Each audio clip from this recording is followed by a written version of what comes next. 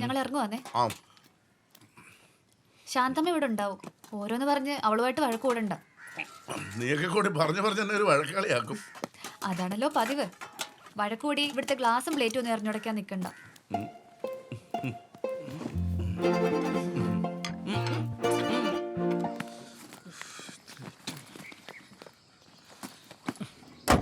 അച്ഛാ ആ ഞങ്ങളേ വരാൻ കുറച്ച് ലേറ്റ് ആവും. ആ അച്ഛൻ വൈകിട്ട് പുറത്ത് പോവാണെങ്കിൽ വീട് പൂട്ടി ചാവി അപ്പുറത്ത് കൊടുത്തേക്കണേ. ആ ആയിക്കോട്ടെ. ഇന്നലത്തെ പോലെ ഞങ്ങളെ വരാന്തെ കിടത്തരുത്. ഇല്ലടാ.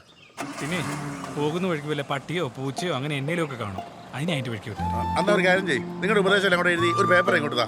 അപ്പൊ പിന്നെ ഞാൻ മറക്കുകയല്ലോ. ഒന്ന് പോടാ പോയി. ഓരോ ഉപദേശക്കാർ വന്നേക്കും എന്നോടെ. ശാന്തമോ, നിനക്ക് എന്നാണ് എന്നോട് ഇത്ര കലിപ്പേ? ഒരു പഞ്ച പാവം വന്നേക്കണ്. വേണ്ടാത്തടത്താണ് എപ്പോഴും ആളുടെ കണ്ണും നോട്ടൊക്കെ. എന്നാ നീ എന്നാന്ന് പറഞ്ഞേ? ഞാൻ കേട്ടു. നീ ആരുടെ പൂരവരമ്പയോ? ഒന്ന് പോയടെ ഇവിടുന്ന്.